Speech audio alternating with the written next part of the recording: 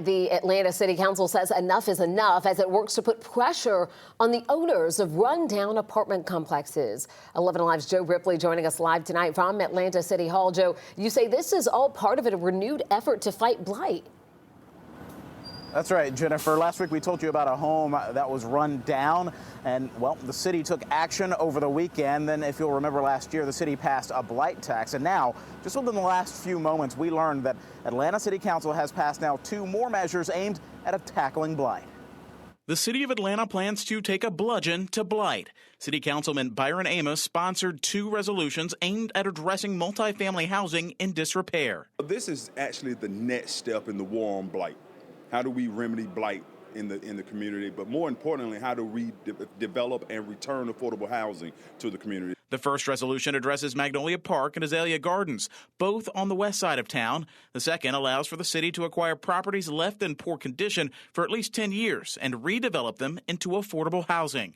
Amos says blight can attract crime and lower property values for people simply trying to make a living. It speaks to the morale of the residents that have to stay in that community. More importantly, they are paying hard-earned money. They're paying their rent for a product that the owner is not developing. Last year, City Council passed a blight tax to crack down on negligent landlords and property owners.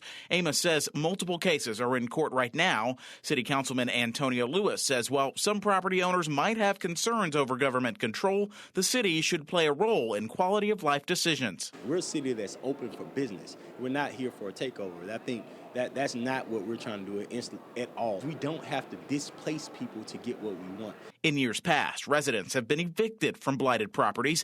Amos says he'd like to prevent similar scenarios. We already seen what happened with Forest Cove. Those 2 multifamily complexes is rapidly on the way of becoming the same way. So here's an opportunity for us to step in and say to these owners, that we expect something different.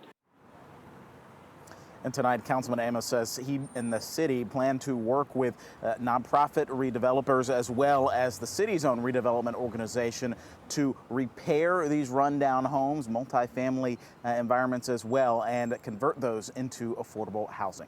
We're live outside Atlanta City Hall. Joe Ripley, 11 Alive News. All right, Joe, thank you so much. Georgia law allows the city of Atlanta to authorize a takeover of property if negotiations with property owners fall through. If these resolutions pass, city staff would be required to update city council on the properties in question.